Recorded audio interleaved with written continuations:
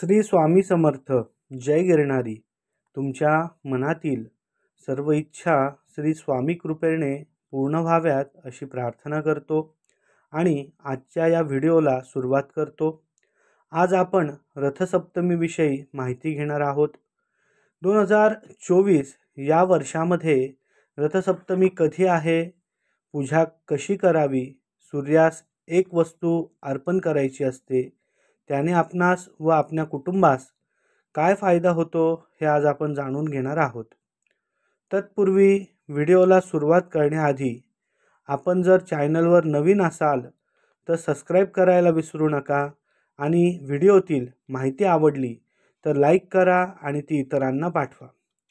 माघ शुद्ध सप्तमी म्हणजेच रथसप्तमी याच दिवशी महर्षी कश्यप व देवी अदिती यांच्या पोटी सूर्यनारायणाचा जन्म झाला.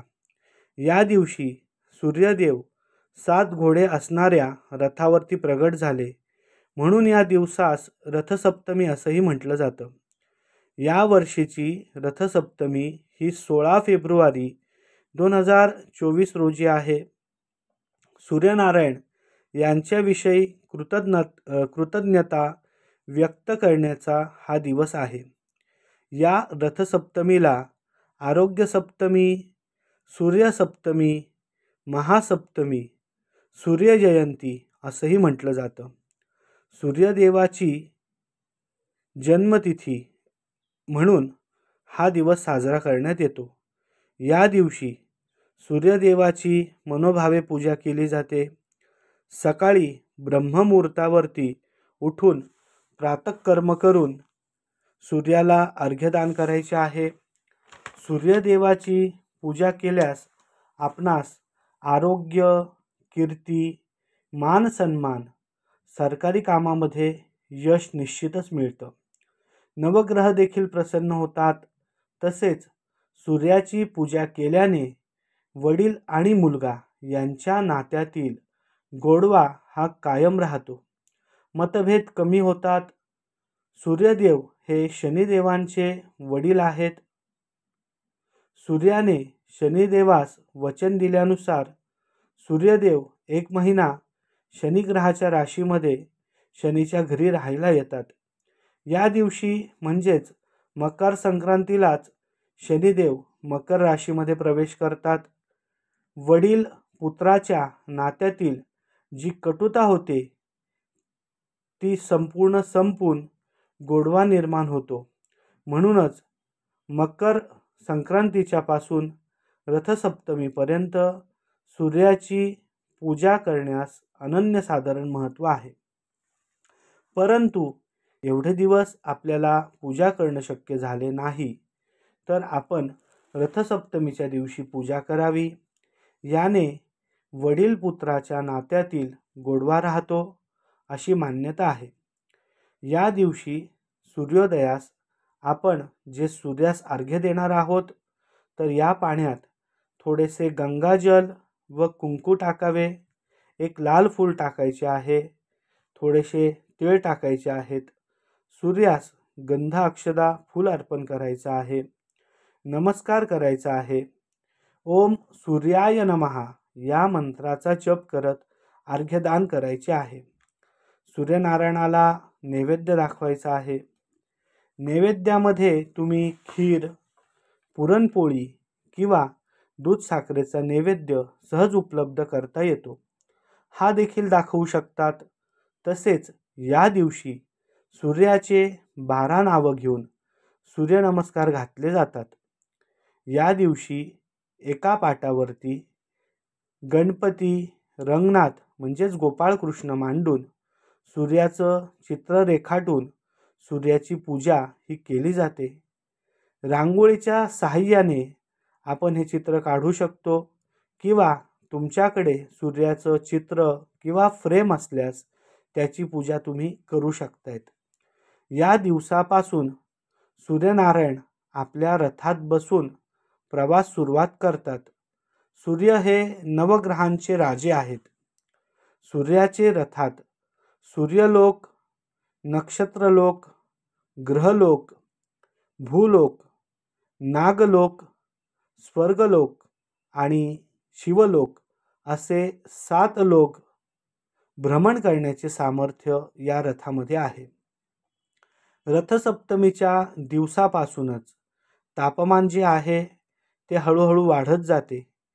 या दिवशी सूर्याष्टक, आदित्य हृदय स्तोत्र, सूर्यकवच हे स्तोत्र भक्तिभावाने म्हटले जाते, याचे वाचन केले जाते.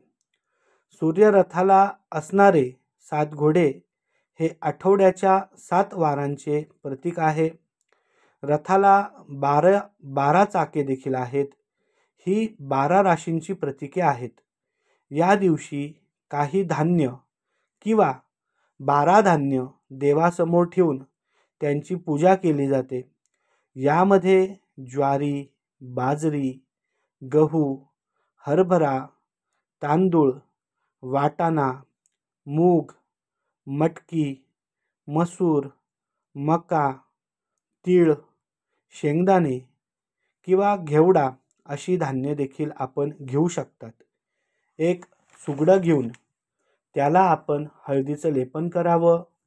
त्याला 5 ठिकाणी कुंकवाचे 5 बोटे लावून आपल्या अंगणात गौऱ्या पेटवून त्यावर हे सुगडं ठेवून त्यात दूध घालून आणि ते ओतू जाईपर्यंत म्हणजे ते अग्नीस समर्पित होईपर्यंत ठेवले जाते व नंतर जे राहिलेले दूध आहे ते कुटुंबातील सर्व सदस्यांना तीर्थप्रसाद म्हणून दिले जाते.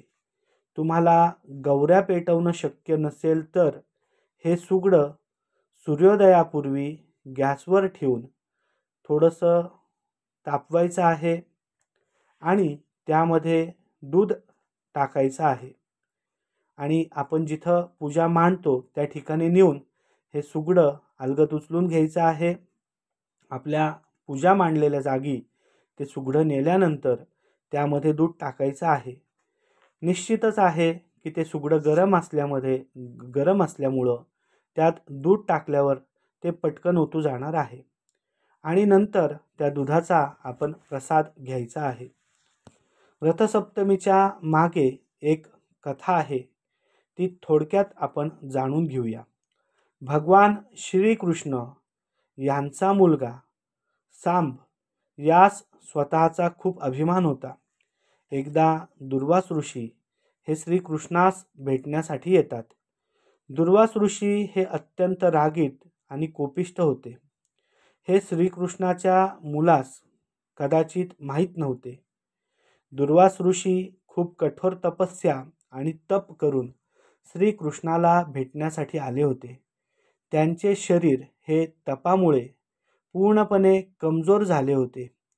हे बघून सांब त्यांना हसला आणि त्या हसण्याचे कारण जेव्हा दुर्वास ऋषींना समजले तेव्हा त्यांना खूप राग आला व त्यांनी तुझे शरीर कुष्ठरोगी होईल असा शाप दिला.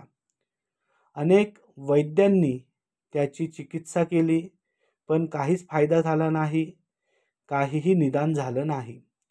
तेव्हा भगवान श्रीकृष्णाने त्याला म्हणजेच आपल्या मुलाला सांबला सूर्याची उपासना करण्यास सांगितले. वडिलांची आज्ञा मानून सांबने सूर्याची उपासना केली आणि काही दिवसांनी त्याचा रोग जो होता तो पूर्णपणे बरा झाला. म्हणून या दिवसाला आरोग्य सप्तमी देखील म्हटलं जातं. तर मग कसा वाटला हा व्हिडिओ नक्की कमेंट करून सांगा आणि माहिती आवडल्यास इतरांना देखील पाठवा. धन्यवाद. जय श्रीराम.